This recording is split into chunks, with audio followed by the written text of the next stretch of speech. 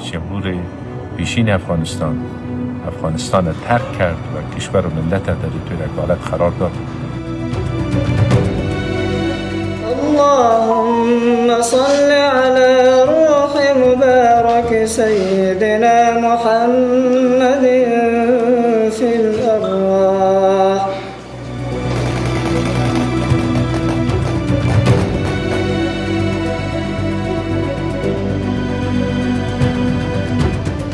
ما و فامیلم دخترکان و اولادایم همینجا به همراه شما هستیم و آرزو داریم که مسائل کشور ما و پایتخت ما به خیر و فلاح و از طریق صلح و مذاکرات صلح حل شود.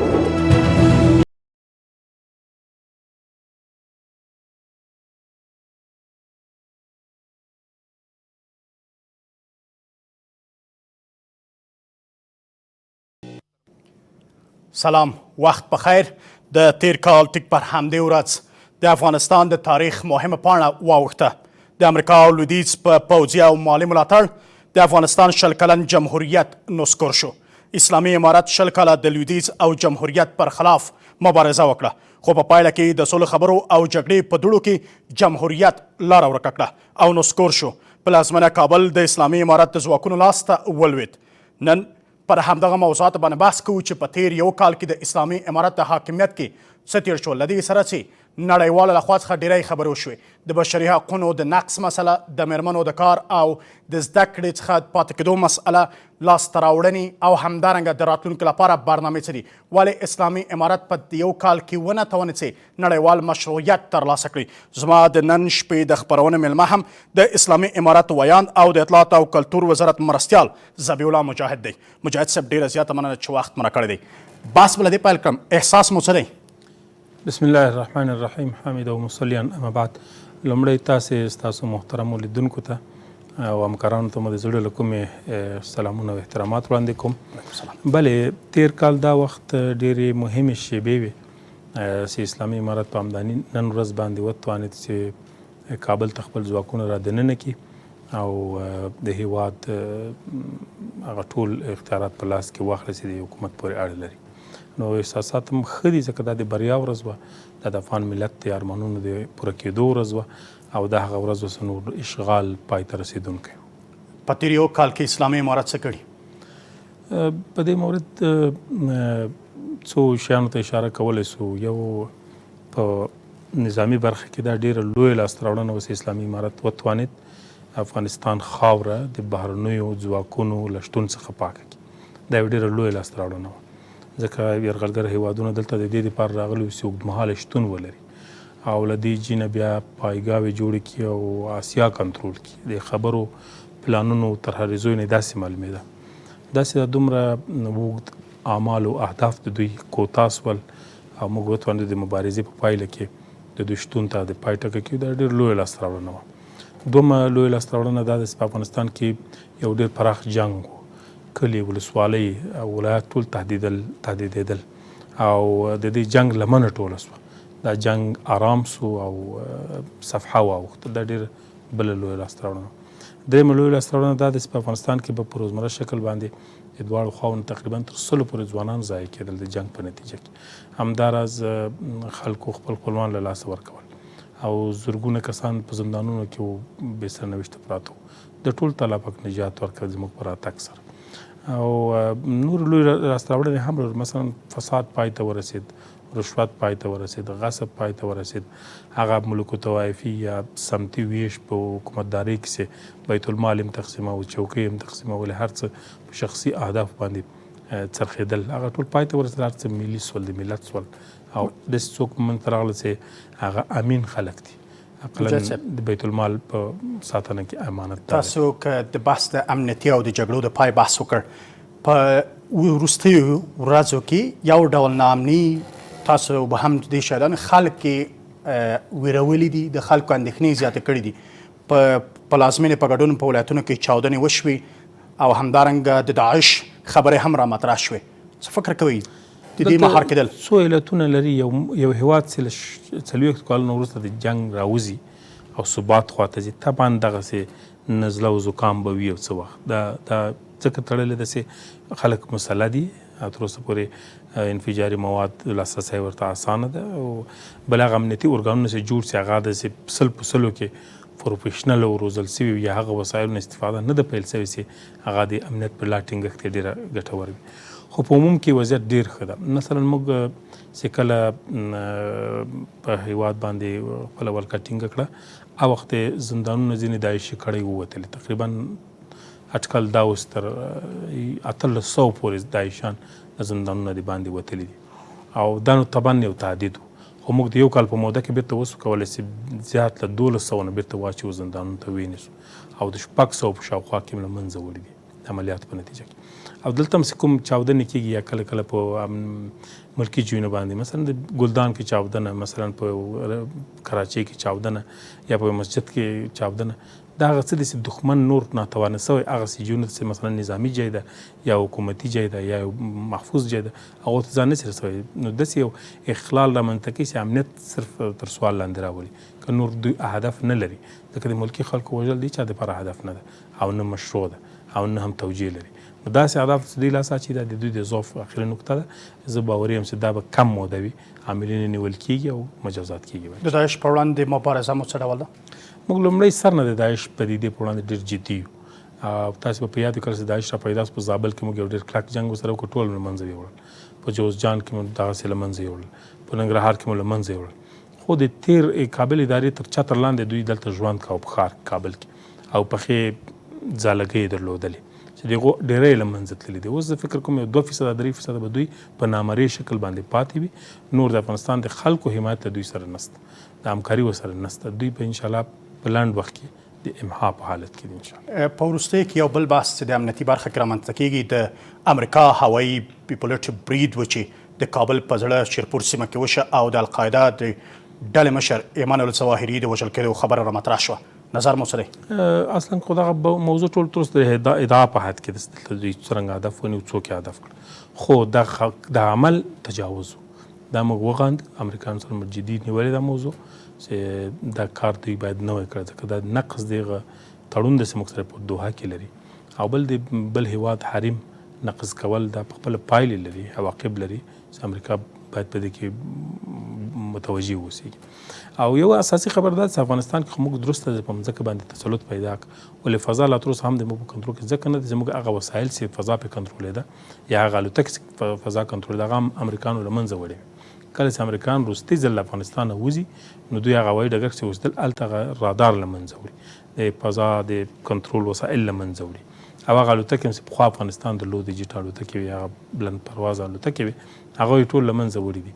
نو په داسې حالت کې موږ نوي وسایل نه لرو یا لاسرسی هغه وسایل ته نه لرو چې فضا کنټرول ته باندې سپیکې کېږي، خو مخنیوی کوو. د امریکا یو خبره همدا وه چې د القاعده د شبکې مشر په افغانستان کې و. اسلامي امارت دریځ څه دی په افغانستان کې و؟ نو دغه موضوع موږ په یو اعلامیه کې هم تشریح کړه. اسلامي امارت په دې نه و خبر چې دلته د القاعدې مشر وي، ځکه د هغه شتون او نه شتون داسې یو حساسه مسله چې امارت په دې کې نه غوښتلم چې مداخله ولري او یا ځان پې آګاه کړي، ځکه چې هغه نه و معلوم چاته.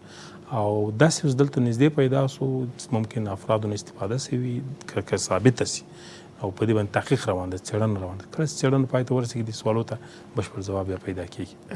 بل د سیاسي برخه کې د اسلامي امارت یو کلان توپ څه ډول ارزوي په سیاسي برخه کې یا په سیاسي ډګر کې څه کارونه شوي؟ بله سیاسي برخه کې اسلامي امارت الحمدلله ډېرې لاسته راوړنې لري. اول داسې د دوحې غوندې یو تړون لاسلیک سوی ده، د هغه په پایله کې هغه عملي سوی ده. افغانستان تخطی نه لري د دوحې له تړون نه، برعکس امریکایان تخطی لري. او بل دا چې اسلامي امارت وتوانید چې د بهرني متوازن سیاست په مټ ډېری هیوادونو ته سفرونه ولري، په کنفرانسونو کې ګډون ولري، په نړیوال سټیج باندې تر حده حضور ولري، نړیوال سره تعامل جوړ کړي، د همسایه هیوادونو سره کې اړیکې رامنځته کړي چې هغه بیا وروسته تجارتي اړیکو ته هم لار خلاصوي. نو سیاسي جریان د دې سره سره چې موانع موجود دي، مثلا د رسمیت پېژندلو موضوع یو مانع ده، د دې سره سره موږ ډېر پرمختګ کړی ده الحمدلله. د دوحې تړون خبر مو کړه چې لاسلیک شوی یو ښه ګام بولئ، خو د نقص په تړاو باندې هم اسلامي امارت وایي چې امریکا نقص کړی او هم امریکا وایي چې اسلامي امارت د دوحې تړون نقص کړی دی. چا نقص کړی؟ ولې د عملي کېدو لپاره ژمنتیا شتون نه لري؟ امریکایان زه فکر کوم په همیشه د تعهد په برخه کې کمزوري دي. اسلامي امارت خو ټینګ عملي کړی دی. هغه برخې چې موږ پورې اړوند وې د دوحې د تړون هغه موږ ټینګ عملي کړي دي. مثلا د افغانستان له خاورې نه امریکا او د دوی متحدینو ته زیان نه ده رسېدلی او دا برخه د امریکایانو عملي کړې چې خپل ځواکونه له افغانستان نه ایستلي ولې هوایي ځواکونه لا هم په افغانستان کې کله کله ګرځي، د دوی بې پیلوټه الوتکې پروازونه لري. او دا تېر هفته یا 2 هفتې وړاندې کوم برید دوی وکړ دا نقض و دی، ځکه هلته داسې راغلی دی د دوحې تړون په زمانو کې چې که چیرې امریکایان دا ثابته کړي چې دلته په افغانستان کې د دوی هدف څوک شته یا د القاعدې اړوند څوک شته، خپله به اقدام نه کوي، نظام به په جریان کې اچي، هغوی به اقدام کوي. خو دا کار دوی ونه کړ، دا نقض ده. نور هم نقضونه کړي دي، تر اوسه پورې متاسفانه چې ډېر نقضونه لري. منئ چې د افغانستان په هوایي حریم باندې لا تر اوسه د امریکا بې پیلوټه الوتکې ګرځي؟ بلې کله کله دا ګرځي او موږ غندلي هم دي او د هغو نه توضیحات هم غوښتي دي او دا د اندېښنې وړ خبره ده چې باید دا کار ونه کړي. ما وویل اوله کې چې دا پایلې لري. تاسې یعنې پایلې امریکا ته پایلې لري؟ طبیعي ده، موږ چې کله وګورو چې زموږ حریم بار بار نقض کېږي، موږ هم مجبوري یو چې په فکر پرې وکړو چې باید څه اقدام په وړاندې وکړو. بل بحث دا دی چې تاسو د ډیپلوماسۍ خبره کړه چې یو بېپارې ډیپلوماسي په مخ کې نیولې، ولې د یو کال په موده کې اسلامي امارت په رسمیت ورپېژندل شو؟ او دا نو دغه هیوادونو پورې اړه لري. اسلامي امارت خپل تعهدات پوره کړي دي، یعنې هغه شرایط یې پوره کړي چې کوم د یو هیواد د رسمیت پېژندلو لپاره ضروري دي. او اوس هم موږ فکر کوو چې امریکایان په دې راسته کې مانع دي. که نور هیوادونو سره زموږ ټول تعامل رسمي ده، زموږ سفرونه چې کله همسایه هیوادونو ته کېږي یا نورو هیوادونو ته، موږ د رسمي پروتوکول سره مخ شوي یو. زموږ برخورد یا د هغو برخورد له موږ سره بشپړ رسمي و، صرف د اعلان په برخه کې هیوادونو تر اوسه پورې اعلان نه ده کړی. دا اعلان هم چې نه ده سوی یا تعامل نه ده سوی، د امریکایانو فشار ده یا امریکایان لا هم دلته یو باثباته حکومت، یو اسلامي حکومت په افغانستان کې دوی نشي زغملی یا ملاحظات به لري. په دې باندې زموږ بحثونه له دوی سره روان وو تر ډېره مودې پورې. هیله کوو چې راتلونکي کې دوی درک کړي دا خبره چې یو باثباته افغانستان د سیمې او نړۍ په ګټه ده، له دې نه چې خدای مه کړه ته بې ثباتي وي او یا داسې یو نظام حکومت وي چې هغه رسمي تعامل ونه لري. امریکا سره اصلي خبره په څه ده چې د هر څه په وړاندې مانع ګرځي د اسلامي امارت په وړاندې؟ موږ فکر کوو چې امریکایان هغه څه چې اوس بانه غوندې تراشي، دا اصلي موضوعات نه دي. اصلي موضوع به ممکن نور وي چې تر اوسه پورې دوی موږ سره نه دي شریک کړي، او یا به داسې څه وي چې دلته به غواړي چې داسې یو نظام د دوی دلته ولري چې دوی اثر پرې باندې ولري، چې طبیعي د اسلامي امارت هسې نشي کولی، ځکه د ازادۍ لپاره موږ ډېرې درنې قربانۍ ورکړي دي او ډېره اوږده مبارزه مو کړې. نو که هدف دا وي چې دلته داسې یو حاکمیت دوی ولري چې دوی اثر پرې ولري، له دې نه باید خاطر جمع واوسېږي او دا نیت بدل کړي، دا فکر غواړي. او که چیرې داسې یو هدف وي چې دلته سوله او ثبات یو مسؤل نظام چې د امریکې په ګډون له ټولې نړۍ سره اړیکې ولري، نو هغه اسلامي امارت کېدلی شي، خو د خبرو د مثبتو محاورې په نتیجه کې. د دوحې د تړون کې ویل کېږي 2 ضمایم هم شتون لري. تاسو به خبر یاستئ چې دغه ضمایم څه دي چې دا تړون ملاسب؟ بلې هغه د تړون عملي کېدلو جریان، دغه ضمایم کې داسې بل څه نه دي راغلي، صرف جریان چې داسې امریکایان ژمنه کوي چې ځواکونه باسي، په کومو شرایطو څرنګه به یې باسي. د هغو ګام په ګام د عسکرو ټولېدلو هغه په ضمایمو کې راغلي چې دوی اول له لوی بیسون نه، له کوچنۍ بیسون نه لویو ته راځي، بیا له هغه نه ولایاتو ته جمع کېږي، له هغو نه 2-3 نقطو ته جمع کېږي، بیا راځي هوایي میدان ته، بیا د وځي دغه ضمایم. او بل دا و که چېرې دوی ما مخکې اشاره وکړه چې دوی که څوک پیدا کړي چې هغه د القاعدې اړوند وي، زموږ حکومت پرې خبر نه لري، دوی معلومات به له موږ سره شریکوي پرې اړوند، موږ به بیا اقدام کوو، مناسب اقدام. دغه ضمایم په دغو شرایطو راغلي وي چې هغه د دوحې تړون په ښه ډول عملي کوي او دا مالته تاسیس شوي چې د امریکا به د راتلونکي نظام سره ښې اړیکې لري او تجارتي او ډیپلوماتیکي مثبتې اړیکې به جوړي او اسلامي امارت هم دا هڅه کوي. د القاعده سره د اسلامي امارت د اړیکې خبره ډېره امریکا په ټینګار کوي. اسلامي امارت القاعده سره اړیکه لري؟ د اړیکو موضوع په دوحه تړون کې نه ده ذکر شوی، دا ذکر شوی چې اسلامي امارت اجازه نه ورکوي چې د افغانستان خاوره د امریکا او د دوی د متحدینو په وړاندې استعمال شي. دې خبرې د اسلامي امارت دښمن ده. مننه. لنډه دمه بیرته راګرځو.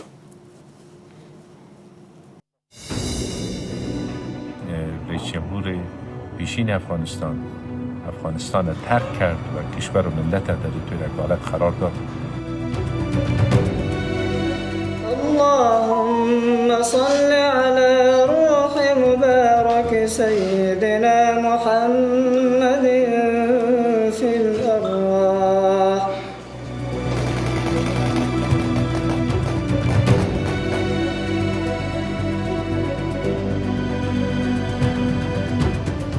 ما و فامیلم دخترکان کام را داریم همینجا به همراه شما هستیم و آرزو داریم که مسائل کشور ما و پایتخت ما به خیر و فلاح و از طریق صلح و مذاکرات صلح حل شود.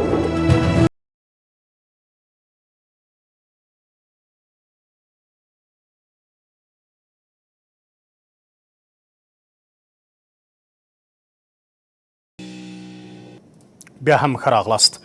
مجاهد صاحب، د هیوادونو پر تعامل سره یو بحث دا دی چې پاکستان سره د اسلامي امارات اړیکې په تړاو باندې ډېری خبرې شوي دي. پاکستان او د اسلامي امارات ترمنځ اړیکه څه ډول ده، څه پر بنسټ ده؟ موږ له کوم هیواد سره امتیازي اړیکې نه لرو. البته زموږ اړیکې متوازنې دي، له نړۍ سره اړیکې، له اسلامي هیوادونو سره د ورورۍ اړیکې او له همسایه هیوادونو سره د ورورۍ او همسایګۍ اړیکې. دا هغه متعارف اړیکې دي چې موږ تعریف هم لرو او اصول هم ورته شته. داسې امتیازي اړیکې له هېڅ کوم هیواد سره هم نه لرو چې هغه له نور نه متفاوت وي. موږ غواړو له همسایګانو سره ټول سره د پاکستان په شمول ښه تعامل ولرو، خصوصا په اقتصادي برخه کې راکړې ورکړې هم زیاتې سي، د مهاجرو په برخه کې سهولتونه ایجاد سي او د دواړو هیوادونو ترمنځ امنیتي مسایل هم حل پیدا کړي او هم ثبات ټینګ سي په سیمه کې. تاسو به لیدلي مجاهد صاحب، د خلکو نظریات، دا د خلکو د زړه پوښتنه خلکو په ذهنونو کې ده، هغه دا ده چې پاکستان د افغانستان په کورنیو چارو کې لاسوهنه کوي. زه داسې نه حس کوم، ځکه موږ دلته اجازه نه ورکوو چې څوک زموږ کورنیو چارو کې لاسوهنه وکړي، ځکه اوس د اوسنی نظام چې دغه د استقلال په هغه وروستي حد کې ده. یعنې زه دا ورته ویلی چې موږ دومره مستقل یو چې خپل ساری په دا لنډ تاریخ په افغانستان کې نه وینو، نو لاسوهنه به هلته ممکنه وه، دوی ته چې خدای مه کړه زموږ دلته ظرفیت یا هغه بستر ورته جوړ وای، موږ دې ته اجازه نه ورکړو څوک زموږ په کورنیو چارو کې لاسوهنه وکړي. د واخان مسله په تړاو باندې هم خبرې وشوه. واخان هغه مسله چې خلک وایي پاکستان غواړي واخان ونیسي، ستاسو جواب د اسلامي امارت دریځ دی؟ هغه کړی چې دا خبره راپورته کړه، هغه فکر کوي چې اسلامي امارت هم لکه دوی داسې دی.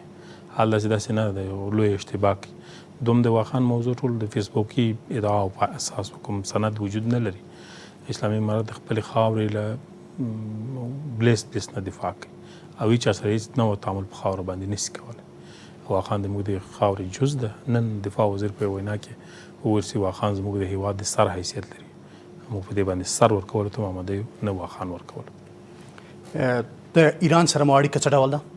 ایران هم ورته موږ همسایه هیواد ده، دواړه پولې سره لرو، تجارتي اړیکې لرو، ډیپلوماتیکي اړیکې لرو، یو له بله فضا نارمله ده او هلته ډېر مهاجرین لرو. د دې ټولو په مبنا باندې موږ داسې اړیکې غواړو چې هغه د انعطاف، یو بل سره تعامل او د متقابل درناوي نه ډک. د حقابې او د اوبو مسله باندې خبرې وشوې، د کمال خان بند د اوبو خوشي کولو مسله وه چې ایران ته د کمال خان بند اوبه خوشي شوي دي. نه داسې یو پروپاګند ډېر ده په دې مورد، یو واقع بینانه قضاوت ده. د ایران سره د اوبو موضوع په هغه تړون کې داود خان په وخت کې راسوی یا د موسی شفیق په وخت کې هغه په خپل ځای ده. البته موږ هغه تړون ته ژمن یو چې کوم شوی ده، دغه ټولو بندونو ته ژمن یو. موږ که هغو سره کوم تړون زموږ هیواد کړی وي هغه اوس هم عملي ده. پاتې د بند اوبو خوشي کول دا د ایران دپاره نه دي. بارانونه زیات وسول، اوبه ډېرې سرازیر شوې، هغه حد د اوبو د بند زیات شو او بل هلته خلکو هم ضرورت د اوبو خور ته درلودې، هغو دپاره به لږ اوبه تللې، که دا که نتیجه یې بیا ایران ته هم ځینې اوبه ځي یو حد دا به ممکن وي، خو داسې نه ده چې موږ امتیازي د ایران دپاره اضافه اوبه ورکړي یا د افغانستان ملکیت هم خدای مه کړي چا په اختیار کې ورکړی. هر څه د موږ په کنټرول کې دي او هر څه به شفاف او د تړون سره سم مخته ځي. یو بحث دا مطرح کېږي چې قطر د امریکا ژبه ده د افغانستان لپاره. آیا قطر د افغانستان لپاره د امریکا ژبه کېدلی شي؟ آیا وړاندیزونه د امریکا د قطر له لوري تاسو ته رارسېږي؟ دا قضاوت ماته سم نه ښکاري چې دا د یو ژبې موږ د امریکا سره مخامخ هم خبرې درلودې. البته جای قطر و، په قطر کې زموږ د دوحې تړون وشو، زموږ سیاسي دفتر و، د هغه لارې نه اوس هم ډیپلوماتیک اړیکې چې موږ تنها امریکې سره نه بلکې اروپا سره هغه هیوادونه چې دلته نه دي حضور نه لري، سفارتونه نه دي فعال شوي، 14 هیواد دي غالبا د هغو ټولو سره موږ د قطر له لارې البته په قطر کې اړیکې لرو. خو کله چې زموږ ډیپلوماتان هلته ځي یا زموږ بهرنیو چارو وزیر هلته ځي یا هیاتان ځي، هلته خبرې د قطر په وسیله نه کوي، صرف په قطر کې کوي، ولې مخامخ دغو هیوادونو د ستاسو سره غږېږي. چین او د روسیې اړیکه د اسلامي امارت سره یو نسبتا ښه ښکاري په ډیپلوماتیکو لارو څخه، اما دواړه هیوادونو کې د افغانستان سفارتونه هم فعال دي. یو بحث دا دی چې د رسمیت پېژندنې په برخه لا تر اوسه پورې دواړه هیوادونه جرأت نه کوي. ما مخکې وویل چې د رسمیت پېژندنې په اړه دوه برخې دي. یو داسې تعامل د رسمي د ټولو هیوادونو تعامل له موږ سره رسمي ده. د چین او د روسیې په ګډون زموږ سفارتونه هلته فعالیت لري، ټول قونسلي فعالیتونه شته او د دوی هم دلته سفارتونه شته، قونسلي فعالیتونه لري. او یو د اعلان په حد کې، د اعلان په حد کې تر اوسه ما وویل چې ځینې ملکونه یې نزاکتونه لري له امریکانو سره او ممکن تر اوسه اعتراف نه کوي، ولې تعامل موږ سره رسمي ده. او د روسیې او چین سره زموږ اړیکې ځکه مهمې دي، دا د سیمې هیوادونه دي. موږ د کټګوریو له لحاظ کله اړیکې ساتو، طبیعي ده لرې دنیا سره ځانګړې اړیکې لرو، د سیمې هیوادونو سره ځانګړې، ځکه دلته د راکړې ورکړې د تجارت ډېر ظرفیتونه سره یو له بله اړوند دي. نو د دې دپاره چې دلته تعامل ښه وي، هغه په اقتصاد هم ښه اثر غورځوي، په سیاست هم ښه اثر غورځوي، د دغو هیوادونو ترمنځ د انسجام هم راځي، بد امني مخه هم نیول کېږي. دا مثبت اثرات په دواړو هیوادونو باندې لري. د نړۍ ډیری هیوادونو چې په کنفرانسونو کې ګډون کړی دی او خبرې کړي دي، افغانستان کې د بشري حقونو د نقص په تړاو باندې ډیری اندېښنې خپرې شوي دي. افغانستان کې بشري حقونه نقص شوي؟ دا ادعا ولا ډېره جالبه ده او ډېره عجیبه ده. دغه هیوادونه یا دغه نهادونه چې د بشر حق په باره کې اندېښنه ښیي، ډېر په ضعیفو دلایلو باندې اندېښنه ښیي او یا داسې هېڅ مثال او دقیق معلومات له افغانستان نه لري، د یو چا په تېرېستنه باندې راپور جوړي او بیا یې نشري. زه فکر کوم ډېری برخه د دې راپورونو پروپاګنډامیزه واقعیتونو باندې بنا نه وي. یو وخت دلته تېر کال دی، یو کال وتلی، په دې ورځې سلګونه کسانو ژوند له لاسه ورکاوه، د ښځو ژوند او د ماشومانو ژوند ټول متاثره وو. د 10,000 نه ډېر زندانیان افغانان اکثره بې ګناه او هېڅ جرم نه درلود یا هېڅ هغه وخت حکومت ته یې هېڅ نه وه ملامتي نه درلود، هغوی په زندانونو کې پراته وو. د هغو خپلوان، ښځینه اولادونه ټول کړېدل. هغه وخت نقض د حقوق بشر نه و. نن بیا دوی وایي چې بشر حق نقض کېږي. په کوم برخه کې نقض شوی دی موږ خو نه وینو. ټول هغه شرعي حقوق چې انسان یې لري، د ژوند حق ده، د صحت حق ده، د ګشت حق ده، د امنیت حق ده، ټول ورته تامین ده. البته د اقتصادي برخه کې موږ ستونزې لرو، موږ هېوادوال ستونزې لري، هغه به بیا حل کېږي. خو دا مسایل به سره ونه تړل شي. مثلا څو ورځې وړاندې یو راپور د ملګرو ملتونو یو نهاد خپور کړ چې په افغانستان کې ماشومان ډېر استرس لري، ډېر خفګان لري. نو ماشوم به هغه وخت ډېر خفګان درلود چې تا تیارې په سر ګرځېدی او کلي په کلي بمبارونه کول. اوس ماشوم به هغه وخت ډېر خفګان درلود چې تا یې پلار او مور او ټول په کور کې شهیدانول. اوس ماشوم به هغه وخت ډېر خفګان درلود چې تا یې اقارب او دوستان او پلار او تره او ماما په زندانونو کې اچولي او کشکړې په توره شپه باندې چاپې په ویلې. اوس به ډېر استرس ولري. این قضاوتونه په دنیا کې بالکل برعکس دي. نو ښه دا ده چې موږ هېوادوال د دغو پروپاګند قرباني نه سي، خپله واقعیتونه چې په جامعه کې دا وګوري په دې قضاوت. یو بحث چې ډیری جدي بحث هم د خلکو د ملي غوښتنه او د نړیوالو غوښتنه، د شپږم ټولګي څخه پورته د نجونو د ښوونځي د خلاصون مسأله مطرح کېږي. دغه کال کې د شپږم ټولګي څخه پورته نجونې ښوونځي ته ولاړې نه، ولې اجازه نه ورکول کېږي چې نجونې ښوونځي ته ولاړ شي؟ په دې برخه کې هڅه روانه ده انشاءالله چې دا ستونزه حل شي. خو زه وایم د ګیلاس ته اوبه پکې پرتې دي، یو حصه د ګیلاس خالي ده، ډېره حصه یې ډکه ده. موږ چې کله قضاوت د ګیلاس په اړه باندې کوو باید دواړه اړخه په نظر کې ولرو، ډک او خالي دواړه. صرف خالي ته ونه ګورو. مثلا په 20 کالونو کې په افغانستان کې په 10% خاوره باندې مکتبونه مو، لیسې مې، پوهنتونونه مو، 80% محروم وو له دې شیانو. اسلامي امارت چې کله راغلی 80% نور هم د تعلیم تر پوښښ لاندې راوستي. د دې یادونه کله نه کېږي. له ابتدایي ښوونځي تر شپږم پورې ښوونځي فعال دي، د نارینه او ښځینه دپاره شته. پوهنتونونه فعال دي په هېواد کې، خصوصي پوهنتونونه او دولتي پوهنتونونه. دغه د مکاتبو موضوع هم په لوړو صنفونو کې په ځینو ولایتو کې حل ده. شمالي ولایتونو کې موږ دا ستونزه نه لرو. په ځینو ولایتونو کې ملحوظات موجود دي، د علماو خبره موجوده ده. اسلامي امارت د یو وسیط په شکل غواړي چې د علما کرامو ترمنځ کوم ملاحظات په دغه پروسه باندې دي هغه حل کړي. هغه باندې بحث روان ده. نو انشاءالله دا ستونزه به هم حل شي، ځکه ډېری د اسلامي امارت مسؤلین او عام افغانان تعلیم غواړي. تعلیم زموږ اړتیا ده، د ښځینهو دپاره، د نارینهو دپاره، د ټولو ماشومانو دپاره. د هغو روزنه زموږ مکلفیت ده، د نظام مکلفیت هم ده. خو داسې کله ظرفیت ورته برابرېږي، کله په یو مأمونه او مسؤونه فضا کې دوی دپاره د تګ زمینه مساعدې کې دا لږ وخت غواړي. هیله ده چې دا وخت زر مهیا سي. زموږ تعلیمي ارګانونه هم بوخت دي، رهبري هم په دې باندې بوخته ده. صرف دغه اختلافي موضوعات د علماو ترمنځ دا حل سي، انشاءالله دا ستونزه حل کېدونکې. کومه خبره ده په شمالي ولایتونو کې تاسو اشاره وکړه په مکتبونه خلاص دي او په نورو ولایتونو کې څه فرق دی د شمالي ولایتونو او همدارنګه د نورو ولایتونو چې هلته شرایط فراهم دي چې شپږم ټولګي څخه پورته دي تر 12 ټولګي نجونې زده کړې وکړي، اما په نورو ولایتونو کې اجازه نشته؟ نو موضوع دا ده چې په ځینو ځایو کې ملاحظات هلته سټاپ دي، مناسب ملاحظه موجوده ده د علما کرامو. کومه برخه کې ملاحظه ده چې هغه حل شي؟ طبعا دا پروسه ټوله تر بحث لاندې د علماو. دوی د مکتب د تګ مسؤلیت ښه یقیني کول غواړي، دغسې د نصاب موضوع ښه یقیني کول غواړي او هغه د تهدیدونو چې احتمالي پیښیږي د هغو رفع کول غواړي، بیا د نجونو دپاره لار خلاصول. نو دغه باندې بحث روان ده، کار روان ده. په ځینو ځایو کې ستونزې کمې دي یا نسته، هلته ستونزه حل ده. په ځینو کې ستونزه شته، هلته بحث روان ده. زه باوري یم په دې چې دا مسله حل کېدونکې ده انشاءالله. وخت غواړي دا به حل شي. بیا هم هماغه د ژر کلمه کارول کېږي د مکتب د خلاصېدو لپاره چې ژر به خلاصېږي. نو زه باوري یم چې انشاءالله په دې کار روان ده، نتیجه به ورکړي هغه کار او هڅې. سږ کال 12 ټولګي فارغین نجونې نشته، د کانکور ازموینې برخلیک به څه کېږي؟ او د هغه دپاره خو هم د نارینه‌وو دپاره به کانکور وي. د ښځو برخه به څنګه کېږي؟ نجونو برخه کې هم که چا کورسونه په مخ بولې وي او یا نورو لارو نه په مخ راغلي وي، زمینه به ورته مساعد وي. بیا هم زه وایم چې دا مسله باید حل سي او دا ستونزه ده، زموږ هم تشویش ده، د ټولنې او د جامعې هم تشویش ده. هیله کوو چې دا موضوع زر رهبري ورته متوجه وي او حل کړي. د علماو غوښتنه په دغه برخه کې څه وه؟ اخو د علماو ترمنځ بحث ده، موږ نه غواړو دلته بحث پرې وکړو. خو علما په دې کې دوه فکر لري، ځینې حل بولي، ځینې وایي لا ملاحظې شته، خو نظام د دې په خاطر چې خدای مکه دغه موضوع اختلاف ته لاړه نه سي. د علماو حیثیت په دې نظام کې ډېر مهم ده. اسلامي امارت د منبر او قول او کلام او حیثیت ته ډېر متوجه ده. خدای مکه د نظام او د منبر ترمنځ کوم څه تفاهم رامنځته نه سي چې هغه به د نظام په له منځه وړلو باندې تمامېدلی سي. او تېر رژیمونه او نظامونه چې کوم له منځه تللي، یو غټ علت هم دا و چې د علماو نظر ته اعتنا نه ده سوې.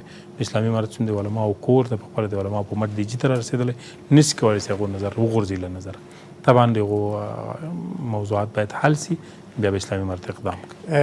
مجاهد صاحب، د یو چارواکي په توګه باندې کیدای سي اوس مهال ډېری نجونې زموږ دغه بحث وویني چې له 6 ټولګي تر 12 ټولګي نه مکتب څخه محرومې دي. ډاډ ورکوي چې مکتبونه به زر خلاصېږي؟ زما په لاس کې د ستونزو په سبا حل کول، خو طبعا مشران په دې باندې بوخت، بیا هم لازم د اختلاف حل سي. امید لرم چې د ښوونځي ته به ټولې خوندې لاړې سي. مننه. قدرمنو لیدونکو، لنډه دمه بیرته راګرځو.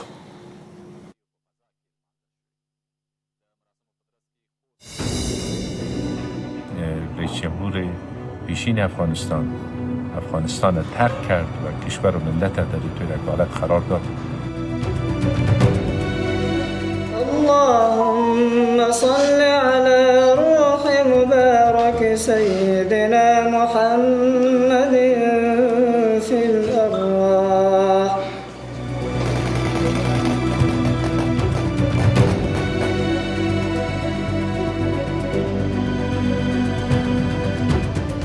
ما و فامیلم، دخترکان و اولادایم همینجا به همراه شما هستیم و آرزو داریم که مسائل کشور ما و پایتخت ما به خیر و فلاح و از طریق صلح و مذاکرات صلح حل شود.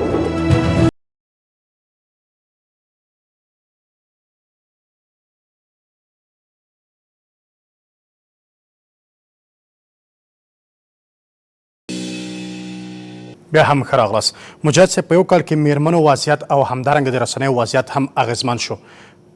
اعتراضونه چې میرمنه کوله هغه تر زندانه ورسېدل، خبریالان هم تر زندانه پورې ورسېدل. ولې؟ اصلي موضوع دا ده چې ټولنه کې ستونزې موږ ډېرې لرو. یو خو د ژورنالستانو په برخه د رسنیو، ځینو رسنیو بهرنی تمویل له لاسه ورکړه، ستونزو سره مخ شوې.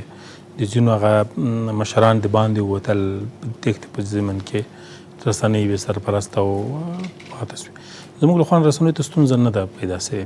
البته دا یو عمومي ستونزه ده چې کله اسلامي امارت راغی، بانکي محدودیتونه وضع شول، په اقتصادي برخه کې زموږ سرمایه د باندې کنګل شو، عمومي اقتصاد سره باندې بد اغېز وکړ.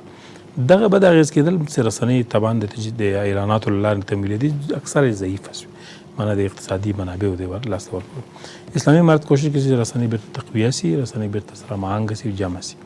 او د ښځینه په برخه کې هم کوم برخې چې په نظام کې د ښځو شتون ته ضرورت لري، ښځې هلته شته، فعال دي، لکه طب، لکه عالي تحصیلات، لکه تعلیم و تربیه، لکه د پولیسو ځینې برخې، لکه د هوایي ډګر ځینې برخې، تذکرو برخې، لکه د پاسپورت برخې. په هغو ځایونو کې ښځې شتون هم لري، حضور هم لري، احترام ورته. په نورو اډانه د نظام کې هم چې تر وخت پورې دوی ته مناسب چاپېریال پیدا کېږي، رهبري امر وکړي چې ټولو ښځینهو ته کورونو کې معاشات اجرا کوئ، معاشات ورته اجرا کېږي.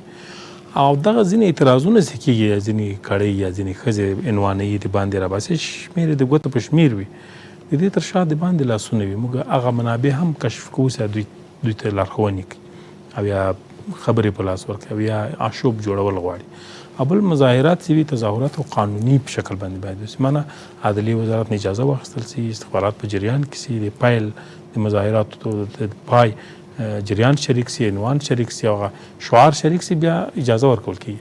خپل سرې توګه باندې یو ګډوډي جوړوي په کوڅو کې خلک راوځي، د خو هېڅ نظام په دنیا کې اجازه داسې حال ته نشي ورکولی. د خبریالانو د نیول په یو کال کې ډیری خبریالان هم ونیول شول د امنیتي ادارو لخوا څخه. فکر کوي ولې خبریالان نیول کېدل؟ د خبریالانو نیول که تاسې پام وکړي یو خو په دې برخه کې هغه برداشت سم نه ده. کله کله موږ خبریالان د ځینو وضاحتونو دپاره ادارو ته غواړو، دغه هم په نیولو باندې وشمېري خلک. یعنې تاسې وګورئ اوس یو خبرنګار موږ په زندان کې دا نه لرو چې بندي وي او خبرنګار د خبرنګارۍ په وجه باندې وي. دوه درې قضیې ماته د خبریالانو رامعلومې دي چې هغه په شخصي موضوعاتو یا په جنایي پیښو کې لاسونه درلودل، بندیان شول. هغه هم ځینو رسنیو د تلقي کې د رسنیو په وړاندې ګام حال داسې نه و. د هغو دوسیې موږ وڅېړلې بشپړ جنایي وي یا شخصي وي. نو د خبرنګارانو سره موږ کوم برخورد بد نه لرو. د یو شی زه منم چې امنیتي ځواکونه ډېر روزل سوي نه دي. برخورد د سړک په سر یا د پیښې په وخت کې د خبریالانو سره ډېر مسلکي نه وي. دا موږ خبریالانو ته چې دا موږ سره لږ وزغمئ څو چې موږ دا پولیس وروزو، دا کسان چې تاسو سره مخ کېږي د تربیه سي، دغه تاسې موقف وپېژني، بیا به برخورد لا ښه سي. ابتدا میاشتونه اوس وضعیت ښه سوی دی، خبرنګارانو سره موږ ډېر په تماس کې یو. که په یو دقیقه کې اقتصادي ډګر کې لاسته راوړنې راته ووایئ. اقتصاد ډګر کې د قوشتېپې کانال چې شروع سي ډېر لوی لاسته راوړنه ده انشاءالله. دغه د ازبکستان د پټلۍ را روانه د سروې اوس شروع سوې، ټاپي نږدې ده شروع کېږي او د ډېرو هیوادونو سره زموږ تجارت لا ښه سوی ده، واده ورکړل سوی. په تېر کال کې د افغانستان صادرات لومړی ځل اوسېدي 1.4 میلیارډ ته ورسېده. دا غټې لاسته راوړنې چې موږ یې لرو. داسې د افغانستان کرنسۍ نرخ په خپل جې باندې پاتې ده، لویې لاسته راوړنې دي انشاءالله. ډېره زیاته مننه کوم د اسلامي امارات ویاند صبیح الله مجاهد چې باسک مو ګډون وکړ. کور مو سلامت سئ. تاسې نه مننه. له تاسو قدرمنو لیدونکو هم ډېره زیاته مننه چې زموږ ملتیا مو وکړه. تر بیا ښه وخت. رئیس جمهور پیشین افغانستان ترک کرد و کشور و ملت در توی رکالت قرار داد. اللهم صل على روح مبارك سيدنا محمد في الأرواح.